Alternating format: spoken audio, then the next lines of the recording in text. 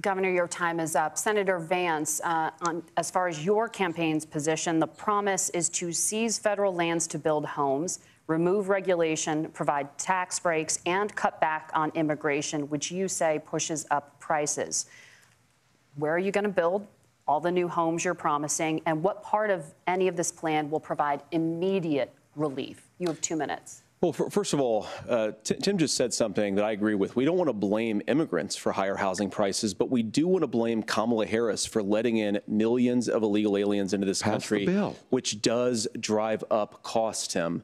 25 million illegal aliens competing with Americans for scarce homes is one of the most significant drivers of home prices in the country. It's why we have massive increases in home prices that have happened right alongside massive increases in illegal alien populations under Kamala Harris's leadership. Now, ሰላም ጤና ይስጥልኝ ውድ ተመልካቾቻችን የምትከታተሉት ዲያስፖራ ሚዲያ ኔትወርክ ነው። ካሳሁን ይልማ ነኝ። በዛሬው ዝግጅት በስደተኞች ላይ የተነሳ ያሉ ዋና ዋና ነጥቦችን ለመመልከት ሞክራለሁ። ቀደም ሲል የተመለከታችሁት በዴሞክራቱ ገቨርነር የሚኒሶታ አገረ ገዢ ቲም ዋልዝ እና በጄዲ ቫንስ ምክትል ፕሬዚዳንቱ ወይም የኦሃዮ ሴናተር ጄዲ ቫንስ መካከል የነበረውን ክርክር ነው። ናሽናል ሊግ ኦፍ ሲቲስ ከ1924 ዓመተ ምህረት ጀምሮ በአሜሪካ በአጠቃላይ ባሉ ከተሞች መካከል የሚደረግ ውይይት ነው። መሰረተ ልማትን ብዙ ነገሮችን የተመለከቱ ውይይት ይካሄዳልና ዋሽንግተን ዲሲ በነበረው ክርክር ላይ ነው ሁለቱን ባለስልጣናት የተመለከታችሁት። በዚህ ክርክር ላይ በዋናነት የተነሳው ፌደራል ገቨርንመንት ማዕከላዊ መንግስቱ የተለያዩ ስቴቶች መሬቶች አሉት፣ ብዙ ባይሆንም መሬቶች አሉት። እሱን የተመለከተና የሬንት ኪራይና የቤት ዋጋ መወደድን ነው ምክንያቶችና መፍትሄዎቻቸውን እየተወያዩ ነው። አሜሪካን ሀገር የፖለቲካ ልዩነት ቢኖርም ሁሉም በመከባበር የፖለቲካ ዲስኮርስ ውይይቶች አሉና በዚህ ውይይት ላይ ነው ትልቅ ነገር እንግዲህ ቦምብሼል የሚባል አይነት ንግግር ነው ጄዲ ቫንስ የተናገሩት። ነገር ግን ወደ ኋላ ተመልሰን ደግሞ ጄዲ ቫንስን ብንመለከት ይሄንኑ ሐሳብ ሲያሰርጹ የኖሩ ሰው መሆናቸውን ለማወቅ እንችላለን። ይሄንን እንመለከታለን። ዝግጅታችን ዲያስፖራ ሚዲያ ኔትወርክ የተለያዩ መሰናዶች ወደ እናንተ ያቀርባል። በ512 677 4634 ላይ እዚህ ፊት ለፊት ስክሪን ላይ የምትመለከቱት ስልክ ቁጥር አለ። በዛ ደውላችሁ አስተያየት እንዲሁም የተለያዩ ሐሳቦቻችሁን ማንሸራሸር ትችላላችሁ። እናንተንም የሚያሳትፍ ዝግጅት ይኖራል። በ646 326 3147 ደግሞ የሚዲያውን ማገዝ የምትፈልጉ በካሻፕና ዜል መርዳት እንደምትችሉ ለማሳወቅ እወዳለሁ። ወደ ንግግሩ ስንሄድ ዋናው የጄዲ ቫንስ ወይ ምክትል ፕሬዚዳንቱ የተናገሩት ቤት ያስወደደው ስደተኛው ነው የሚል ሐሳባቸው ነው። በጣም ብዙ መነጋገሪያው ነው። አሁን እዚህ ቀደም ያሳየዋችሁ ቪዲዮ ላይ ለማረም ወይም ለማስተካከል ወይም ለማሻሻል ሲሞክሩ ይታያሉ። ለምን ስደተኛው ብቻ ሳይሆን የካማላ ሃሪስ ዋና የሷ ፖሊሲ ነው ለዚህ ያበቃው አሜሪካንን ይላሉ። ያ ምንድነው? ስደተኛ በገፍ እንዲገባ ወደ አሜሪካ በማድረግ በአሜሪካ ውስጥ ያው ስደተኛ ሲጎርፍ በተለያዩ አካባቢዎች ምሳሌ እናነሳለን ከተሞችን የቤት ፍላጎት ይጨምራል። ቤት ጠያቂ ሲበዛ ኪራይ ይወደዳል። ዲማንድ ሲጨምር ምንም ጥርጥር የለውም ዋጋ ይጨምራል። ሰፕላይ ያንሳል ማለት ነው፣ አቅርቦቱ ያንሳል ማለት ነው። በዚህ ምክንያት ነው ቤት የተወደደው። ቤት እጥረት ሲመጣ ቶሎ ገንብቶ ደግሞ ገበያ ላይ ለማዋል ጊዜ ይፈጃል። ምክንያቱም ኮንስትራክሽን ቢልዲንግ ስለሆነ በየጊዜው ስደተኛ የተቀበልን አሜሪካን ሲቲዝኖችን ዜጎችን ለመከራ እየዳረገ ነው። this has to be stopped ይላሉ ጄዲ ቫንስ።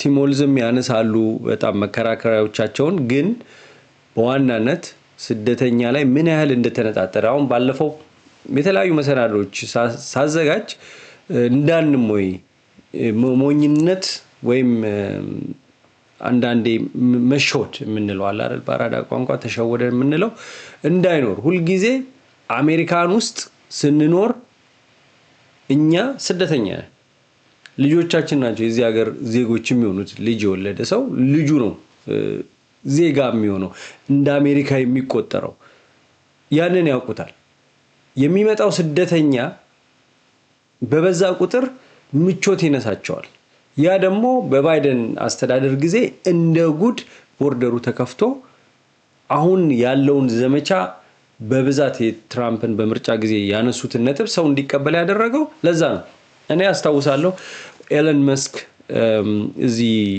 ተስላ እንግዲህ ያለውበት ከተማ ነው ያለው ኦስትን ከካሊፎርኒያ ነው ሙቪ ያደረጉት ይሄንን ኩባንያ በኮቪድ ጊዜ ከካሊፎርኒያ ጋር ስምምነት ስላልነበረ በዛ ነው ያው ቴክሳስ እንግዲህ የግብር ጉዳይ አለ ብዙ ነገር የሚመች ነው ለኢንቨስትመንት ቴክሳስ ለሰራተኛውም የስቴት ታክስ ስለሌለ ይሄ ግዛቱ ይመቻል ተስላ እዚህ መጥቷል ኤለን መስክ እንደምናውቀው ደቡብ አፍሪካዊ ናቸው ያው እንደኛው ስደተኛ ናቸው ለትምህርት መጥተው እዚህ አሜሪካ ዜጋ የሆኑ አንድ ሀብታም ናቸው ስራፍ የቴክኖሎጂ ፈጣሪ ናቸው በጣም የዓለም ላይ በጥቂት ጊዜ ውስጥ እንደነ ቢል ጌትስ እና ጄፍ ቤዞስ የአማዞኑ ትሪሊየነር ሆነዋል እነሱ እንደዛ የሆነ ሰው ነው እዚህ ቦርደር ሂዶ ሲጎበኝ ያየው ኤለን መስክን እና በጣም ተገረሙ ማን ሆኖ ነው ይሄ ሰውዬ እዛ ጋር ቦርደሩ ጋር ድንበር ጋር ሄዶ ጎብኝቶ የቴክሳስ ወይም አሜሪካን በስደተኛ የተጠለቀለቀች ወይም ድንበራችን የተከበረ አይደለም የሚል አስተያየት የሚሰጠው ደቡብ አፍሪካዊ ነው እሱ ምን ስለሆነ ነው ስደተኛው ላይ እዚህ ነው ጥላቻ ምናምን አልኩኝ ገና ሄደ ጊዜ ለካ እሱ ከትራምፕ ጋር ከሪፐብሊካኖች ጋር ለመስራት ያኔ የተነሳበት ጊዜ ነው ይሄ ጉዞ ጅማሬ የነበረበት ጊዜ ነው እነ ጄዲ ቫንስም ኦሃዮ ፖለቲከኛ ናቸው እዛው ስቴታቸው ውስጥ ስፕሪንግፊልድ የሚባላል ወደ 50,000 60,000 ነዋሪ ያለበት ነው ሄይሽንስ ሄይቲ ከሚባል ሀገር በጣም ነውጥ በመኖሩ ሄይቲ በፈረንሳይም በአሜሪካኖችም የምትቦጫጨቅ ሀገር ናት የተፈጥሮ ሀብት አላት በሀገሪቷም ደግሞ የረጋ መንግስት የለውም እርስ በርስ ምናልባት ስርዓት አልበኝነት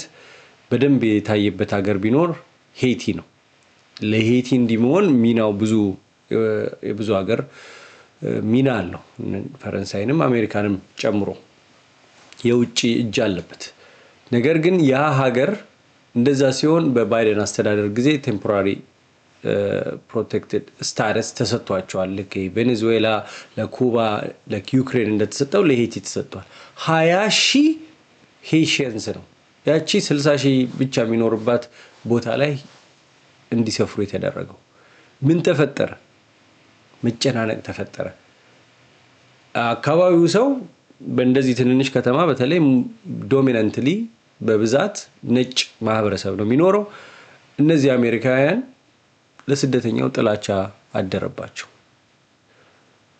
ለነጋዴው ገበያው ደርቶለታል ሱቅ ያለው ምክንያቱም ሰው በጨመረ ቁጥር ፍላጎት ስላለ ለንግድ ተመችቷል ሆኖም ግን በተመሳሳይ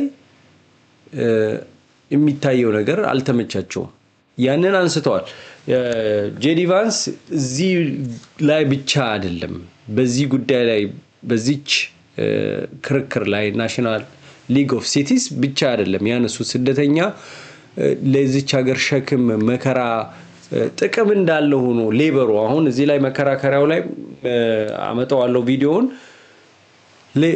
ስራ የሚሰራ ጠፍቶ ነበር ከኮቪድ በኋላ በሚገርም ሁኔታ ሬስቶራንቶች የሚሰሩላቸው አጥተው ነበር እየለመኑ ነበር ገንዘብ እየጨመሩ ነበር ሬስቶራንት ራሱ የሚሰራ ጠፍቶ ከኮቪዱ በኋላ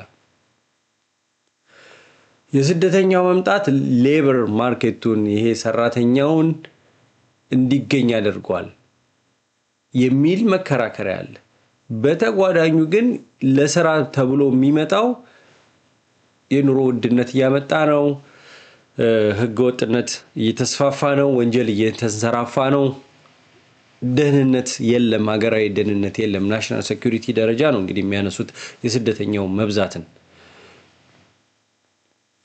ስደተኛ ይሉና መልሰው ደግሞ ኢሊጋል የሚል ህገወጥ ስደተኛ የምትል ያመጣሉ ሆኖም ግን ችግራቸው ያለው ከስደተኛው ምንም ጥርጥር የለውም ከዚህ በኋላ አሜሪካ ስደተኛ ቀንሳ ለምን ያሉት ሰዎች ሳይድ ላይ እንዲሆኑት ወደ ጎን የተደረጉት ሰዎች ደሞዝ ተጨምሮ ወደ ስራ እንዲመጡ ለምን አይደረግም ሌላ ከምናመጣ ነው የጄዲ ቫንስ መከራከሪያ ይሄ እዚህ ጋር የነበረውን ትንሽ መልሼ ላስደምጣችሁ ስለ ካማላ ሃሪስ የቀድሞ የአሜሪካ ምክትል ፕሬዚዳንት በባይደን አስተዳደር ጊዜ እንዲሁም ከትራምፕ ጋር የአሜሪካ ፕሬዚዳንት ለመሆን የተወዳደሩት እሳቸውን ነው የሚያጣጥለው የሚተቸው ምክትል ፕሬዚዳንቱ Governor, your time is up. Senator Vance, as far as your campaign's position, the promise is to seize federal lands to build homes, remove regulation, provide tax breaks, and cut back on immigration, which you say pushes up prices. Where are you going to build all the new homes you're promising, and what part of any of this plan will provide immediate relief? You have 2 minutes.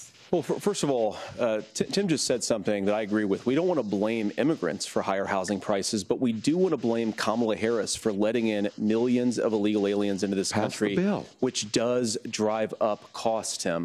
25 million illegal aliens competing with Americans for scarce homes is one of the most significant drivers of home prices in the country. It's why we have massive increases in home prices that have happened right alongside massive increases in illegal alien እዚህ ጋር ላቁሙ we don't want to blame ይላል አሁን ይሄኛው ሌላ ቪዲዮ አለ ቀጥታ ለዛ ነው ቲም ዋልዝ ጥያቄ ያነሱት ቺም ጥያቄዋ ትጠይቃለች በሌላ ቪዲዮ ላይ ምንድነው ስደተኛው ነው ለማለት ምንድነው መከራከሪያ ማስረጃ አሳማኝ ነገር ምንድነው የሚል ቀርቦል አሁን እዚህ ጋር we don't want to blame ይላሉ ሲጀምሩ ምክትል ፕሬዚዳንት ወይም Ohio Senator J.D. Vance. Governor, your time is up. Senator Vance, as far as your campaign's position, the promise is to seize federal lands to build homes, remove regulation, provide tax breaks, and cut back on immigration, which you say pushes up prices. Where are you going to build all the new homes you're promising, and what part of any of this plan will provide immediate relief? You have 2 minutes. Well, first of all, Tim just said something that I agree with. We don't want to blame immigrants for higher housing prices, but we አሁን እዚች ጋር ነው ቲም ባለው ስማማለው በገቨርነሩ ሀገረ ገዢው በቴክስት በሚኒሶታ ገዢ ቲም ዋልዝ ስማማለው we don't want to blame immigrants ብሎ ነው የሚጀምረው ጄዲ ቫንስ ግን ትንታኔውን ስንሰማው አሁን ፌደራል መሬቶች አሉ እንዴት ተደርጎ ነው የሚሰራው ቤት እንዴት ነው የዚህ የቤት ችግርን መፍታት የምንችለው የሚል ነው ውይይቱ ናሽናል ሊግ ኦፍ ሲቲስ ላይ ነው ናሽናል ሊግ ኦፍ ሲቲስ የአሜሪካ አንድ ኢንስቲትዩሽን ሲቋቋም በደንብ ነው የሚያዘው ቅርጹን ይዞ እየተሻሻለ ነው የሚሄደው በ1924 የተመሰረተ ነው ከዛ ጀምሮ ነው ከ2700 በላይ ከተሞች ያሉ በዛ አስተዳደር ውስጥ ያሉ መተው የሚወያዩት ስለ ከተሞቻቸው ስለ መሰረተ ልማት ብዙ ነገር ሁሉ ነገር በመንግስት በተቀያየረ ቁጥር አንዱ እየተቆረጠ አንዱ የሚጣል ሳይሆን የሚሻሻልበት መንገድ የሚፈለግበት ሀገር ነው ጄዲ ቫንስ ሲተነትኑ ግን የሚያነሱት ኢሚግራንት ኢሊጋል ኤሊየን ህገወጦችም ይሁን ስደተኛው አጠቃላይ የቤት ችግር እጥረት ፈጥሯል ዋናው ይሄ ነው መከራከሪያቸው እንስማው ትንታኔያቸው መጀመሪያው ወደሆነ ብለም ብለው በቲም ቢስማሙ መጀመሪያው ወዳነሱት መጀመሪያው ወደ ተነሱበት ስደተኛ ነው የሚለው ሌላ ከአመት በፊት እንደዚሁ ከፌደራል ሪዘርቭ ሊቀመንበሩ ጄሮም ፖል ጋር የሚከራከሩበትን ቪዲዮ አመጣላችኋለሁ ምን ያህል ያሁኑ መንግስት ስደተኛ ላይ እንዳነጣጠረ ይሄ እንደምናስበው አይደለም እውነት ነው ለአሜሪካ ጥቅም ነው የሚቆሙት ግን በተመሳሳይ ስደተኛው አንገሽግሿቸዋል We do want to blame Kamala Harris for letting in millions of illegal aliens into this country, which does drive up costs, Tim. 25 million illegal aliens competing with Americans for scarce homes is one of the most significant drivers of home prices in the country. It's why we have massive increases in home prices that have happened right alongside massive increases in illegal alien populations under Kamala Harris's leadership. Now, እንግዲህ 25 ሚሊዮን ህገወጥ ኤሊየን ስደተኛ ይላሉ ይሄን ቁጥር አሁን ከጄዲ ቫንስ ነው የሰማሁት ምናቀው ከ9 እስከ 10 ሚሊዮን ህገወጥ ስደተኛ ለአሜሪካን ውስጥ ይሄ በአንዴ በባይደን ጊዜ መጣ ሳይሆን ከበፊት ጀምሮ ህገወጥ ስደተኞቹ ሪጀክትም ተደረው ምን ብለው አሳዶ ከዚህ ዲፖርት የሚያረጋቸው ስለሌለ ከስቴት ከቦታ ቦታ እየቀያየሩ እየሰሩ ይኖራሉ ብዙዎች ደግሞ በቆይታ ወረቀት ያገኙም አሉ 10 ሚሊዮን ግን ከ9 እስከ 10 ሚሊዮን ህገወጥ ስደተኛ አለ እዚህ ጋር 25 ሚሊዮን illegal aliens አሜሪካ ዜጎች ጋር እየተጋፉ ቤት አስወድደዋል የሚል ነው ይሄ ነው መነሻቸው ወደዚህ መረር ወዳለው ነገር ስንመለከት ከዚህ በፊት በሌላ ውይይት ጄዲ ቫንስ ይሄ ከአመት በፊት ነው ምክትል ፕሬዝዳንት ሳይሆኑ ያው የኦሃዮ ሴኔተር እያሉ እንመልከት ይሄንን ቪዲዮ መመልከት የበለጠ ግንዛቤ እንዲኖረን ያደርገናል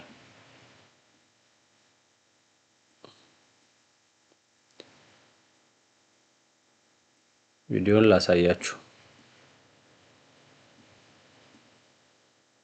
Those in the U.S. illegally an incentive.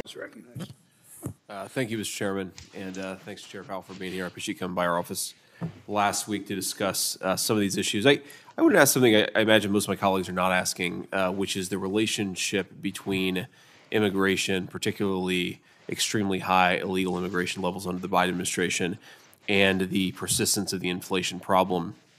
And I recognize this is not your policy focus, but you are the Federal Reserve Chairman. So I just want to get your views on this. And in particular, I want to read you a quote from Mickey Bowman, who's one of your governors. And this says, in a quote, "There's a risk that increased immigration and continued labor market tightness could lead to persistently high core services inflation. Given the current low inventory of affordable housing, the inflow of new immigrants in some geographic areas could result in upward pressure on rents as additional housing supply may take time to materialize. With labor markets remaining tight, wage growth has been elevated at around or above 4%, still higher than the pace consistent with our 2% inflation goal, given trend productivity growth." The Bank of England, I believe, produced a recent report on. Many people came into the country over the last couple of years, many of them through asylum requests, and went to work. Labor supply increased a great deal. It's not. There's no clear answer, but my sense is that in the long run, immigration is kind of neutral on inflation. In the short run, it may actually have helped because the labor market got looser. ጀረም ፖል ናቸው ይሄንን የሚመልሱት ጄዲ ቫንስ ያነሱት ዘንድሮ አሁን ትናንትና እዚህ ናሽናል ሊግ ላይ ያነሱት ጥያቄ የነበረ ነው የኦሃዮ ሴናተር ናቸው የስፕሪንግፊልድ የሄይሽንስ በዛ ቁጥር መምጣት አንገብግቧቸዋል የፌደራል ሪዘርቭ ቼር ሊቀመንበሩ ሲመልሱም እጥረት የነበረውን የሰራተኛ እጥረት የነበረውን ያንን ቀርፏል ለጊዜው ግን እንዳልከው ወደፊት ይሄ የቤት እጥረቱን ምኑን ሊያመጣ ይችላል የስደተኛ መብዛት ይሄን ያመጣውላችሁ ለምንድነው ስደተኛው ላይ ያሁኑ መንግስት የትራምፕ አስተዳደር ከፍተኛ ቁጥጥር ስደተኛ እንዳይገባ እዚህ ያለውም ገና ወረቀት የሌለውም ከዚህ እንዲወጣ የሚያደርግባቸው ነገሮች በብዙ መልኩ አጠናክሮ ይቀጥላል ነው ይሄ ብቻ አይደለም በሌላ ዝግጅት እመጣለሁ እስራኤል እና ፍልስጤምን በተመለከተ ፍልስጤም ላይ የሚፈጸመውን ከፍተኛ ጭፍጨፋ ኢሰባዊነት ያወገዙ ተማሪዎች በርግጥ ማውገዝ ብቻ አይደለም ስርዓት አልበኝነትም ነበረው በተለይ ኮሎምቢያ ዩኒቨርሲቲ ኒውዮርክ እነዚህ ተማሪዎች ላይ ያስተባበሩ ተማሪዎች ላይ መስታወቶች ተሰባብረዋል ንብረት ወድመዋል ኮሎምቢያ ዩኒቨርሲቲ በተለያየ ዩኒቨርሲቲዎች ተቃውሞ ነበር ይህንን በጀርባ የሚያግዙ እንዳሉ ምንም ጥርጥር የለውም ያንን በአሁኑ አስተዳደር ያንን ያንቀሳቀሱ ሲመሩ የነበሩ ክስም ቀርቦባቸው የነበሩ አሉ ያው ንብረት ማውደም ምናምን ስላለው በባይደን አስተዳደርም ጊዜ እነዚህ ዲፖርት እንዲደረጉ የሚል ውሳኔ ተወስኗል አንዱ ሶሪያዊ ነው በተለያየ መልኩ ምንድነው ስደተኛው አሁን መናገር የመሰብሰብ የመቃወም ነፃነት ያለበት ሀገር ነው ግን ያቺ ንብረት መውደሟን ስርዓት አልበኝነቷን በመጠቀም ማን ነው እዚህ አሜሪካኖችም አሉበት ሲቲዝኖች የዚህ ሀገር ተወላጆች ነጮች ምንም ፍልስጤም ላይ የሚፈጸመውን ኢሰባዊነት የተቃውሞ አሉ አሜሪካ በዋናነት በመሳሪያም በገንዘብም ስለምታግዝ እስራኤልን እነሱ ሳይሆኑ አሁን እነዚህ ላይ በዛ ሰበብ ከዚህ ሀገር እንዲወጡ የማድረግ እርምጃም እየተወሰደ ነው የሄሺያን ጉዳይ የጄዲ ቫንስ ያነሳሉ population through immigration that has significantly impacted our ability as a community to produce enough housing opportunities for all.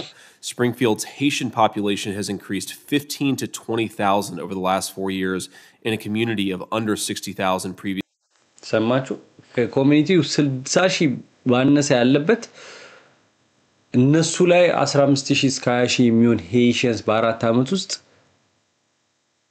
ሰፈረባቸው ነው የሚሉት ይሆኑ ወደ ሌላ የስደተኛ ጉዳይ ያው እኛ ስደተኞች የሚመለከተንን በደንብ ማወቅ መገንዘብ መጠንቀቅ ስላለብን ነው እነዚህ መረጃዎች ወደ እናንተ ማመጣው ሌላው CBP የሚባል US Custom Border Protection የድንበር ጉዳይን የሚቆጣጠረው አካል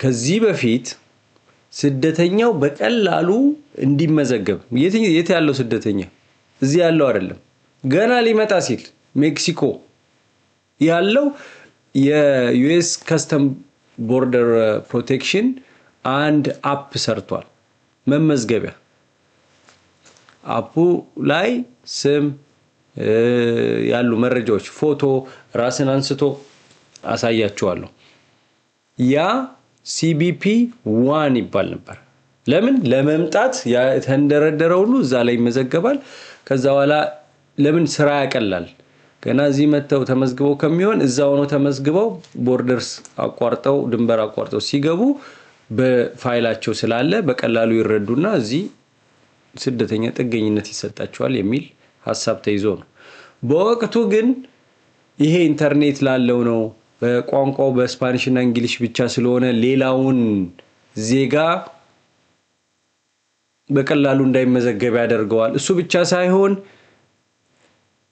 ስካመሮች ተመሳሳይ አፕ ሰርተው ሰዎችን ለማጥመድ ለማፈን ይጠቀሙበታል እዛ ላይ እንዲመዘገቡ በማድረግ ክፍያ እየጠየቁ ይጭበረበራል ስደተኛው የሚል ተቃውሞ ነበር የስደተኛ ጉዳይን የሚከታተሉ ሰዎች ግን ያ የተሻለ ነበር ለምን መች ነው የተሻለ የሚሆነው ዛሬ እንዴት ሆነ በትራምፕ አስተዳደር CBP 1 የሚለውን CBP Home Custom Border Protection Home የሚል ስሙን ቀየረ ያ አፕ ተመሳሳይ ስደተኛን የሚጋብዘው ነው የነበረው አሁን ደግሞ ስደተኛው ተመስግቦ ከዚህ የሚወጣበት ይሄን የተደረገው እንመልከት እነ ፎክስ ኒውስ በጣም ተደስተዋል በዚህ ጉዳይ ላይ To cooperate, and Bill Melugin is live in LA with more. Hi, Bill. Dana, good morning to you. So this is pretty remarkable.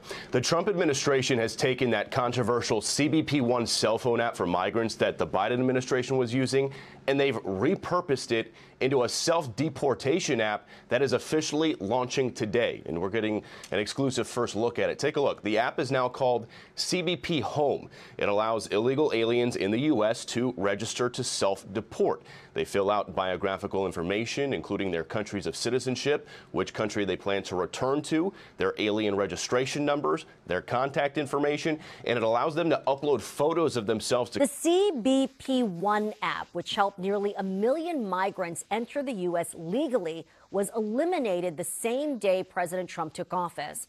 Now its replacement, CBP Home, is available. But as Telemundo 44's Francis Casado explains, ሰማችሁ CBP 1 የሚለው አፕ 1 ሚሊዮን ስደተኛን ወደ አሜሪካ አስገብቶ ነበር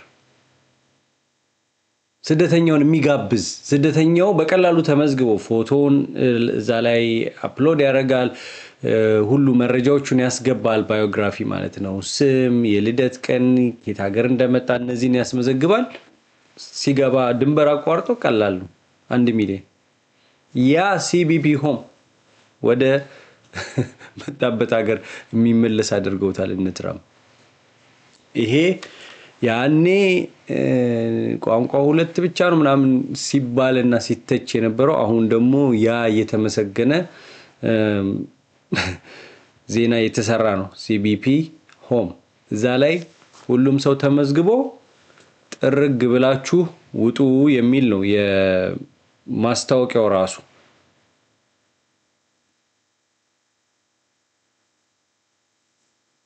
instead of helping migrants enter, it's designed to help them self-deport.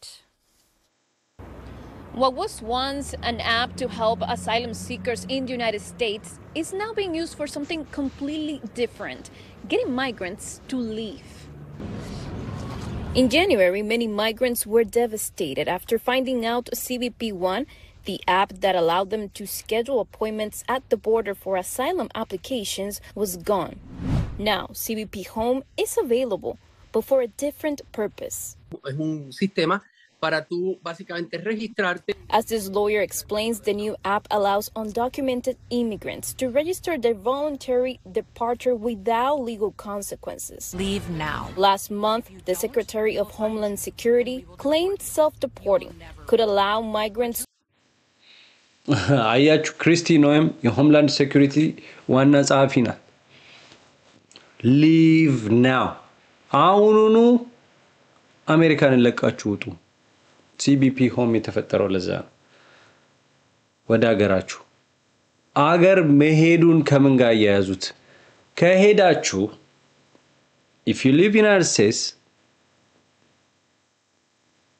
you have a chance to come back as legal ህገወጥ ናችሁ እዚህ ከምትኖሩ ራሳችሁን ዲፖርት አድርጉ ተመዝገቡ ውጡ ምን እድል ይሰጣችኋል ሌላ ጊዜ ወደ አሜሪካ መምጣት በህጋዊ መንገድ ስትሞክሩ በር ይከፍትላችኋል አለበለዚያ ግን ሳትመዘገቡ እኛ በአይስ ኤጀንት እንግዲህ በአይስ መያዝ ስላልተቻለ እኮ ነው የሚፈልጉትን ያህል የታሰበውን ያህል መመዝገብ እና መታደንና አስሮ ዲፖርት ማድረግ ስላልተቻለ ነው ቁጥሩን ለመጨመር ሌላ ዘዴ ነው አይስ ኤጀንቶች ይዘዋችሁ ግን ከሆነ $5000 ቅጣት ይኖረዋል አሜሪካን ሀገር መቼም አትገቧትም ስለዚህ ተመዝገቡና ወደ ሀገራችሁ ተመለሱ መሄድ ወደምትፈልጉበት ሀገር እዛ ላይ ሙሉ የመጣችሁበትን ሀገር ሁሉም ፎቶዋችሁን ምኑን እዛ ላይ አስመዝግቡ ከዛ በኋላ ወደ ሀገራችሁ ሄዱ ሌላ ጊዜ ተሞክራላችሁ ወደ አሜሪካ የተባለ ነው ተመልካቾቻችን እንግዲህ የዛሬው ዝግጅት ይሄን ይመስላል ምንድነው ይሄንን ሳቀርብ ስደተኛው ላይ ያለው ነገር ማወቅ አለብን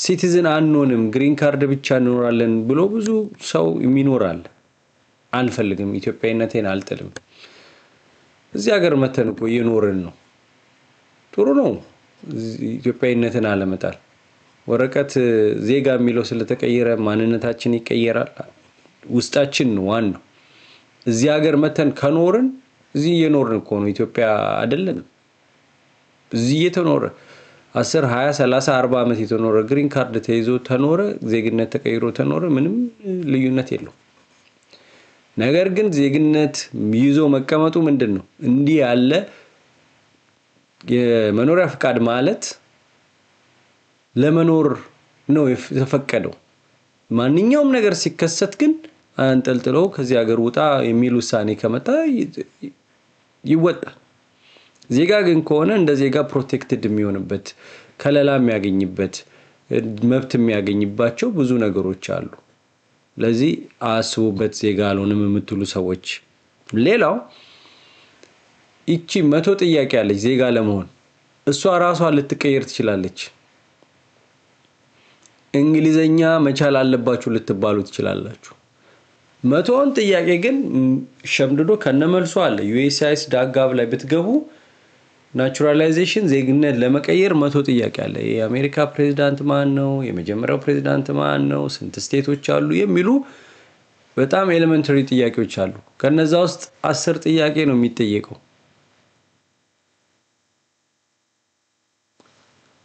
መሸምደድ ነው ጥያቄው ከነመልሶ አለ እሱን አውቆ ገብቶ ናቹራላይዝድ መሆን ነው መፈተን ፈርታችሁ ቁጭ ያላችሁ ሰዎች አላችሁ ይችኑ ላሳስባችሁ ወዳለው ዝግጅቱ በዚሁ ተጠናቀቀ ሌሎች መሰናዶች ደግሞ አሉ ከስደተኛ ጋር ያልተያዙ ዝግጅቶች ሲኖሩ ደግሞ እነሱንም በደንብ ተመልከቷቸው ጥሩ ዝግጅቶች ስለሆኑ በ512 677 4634 ላይ አስተያየታችሁን ስጡ የስደተኛው ነገር ቀላል አይደለም ክርስቲን ወይም ሊቭ ናው በጣም ቀላል ንግግር አይደለም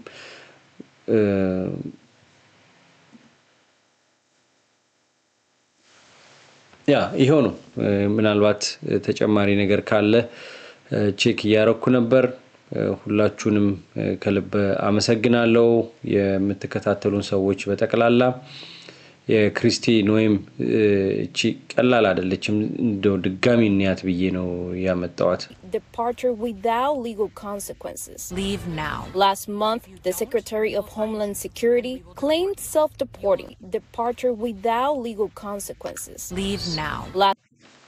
Leave now.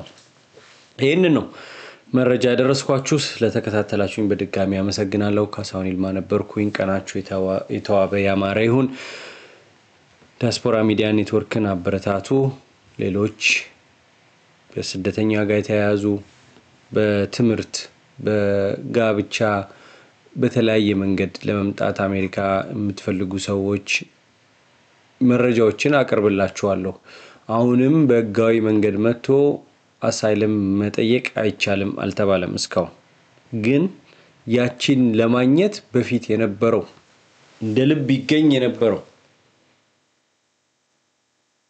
አሁን የጠበቀ ነው የሚሆነው ለምን ቀደም ብዬ ያቀርብኩላችሁ መረጃ ስደተኛው ላይ የሚታሰበውን በግልጽ ስለሚያስረዳ በድጋሚ አመሰግናለሁ ስለተከታተላችሁን ጤና ይስጥልኝ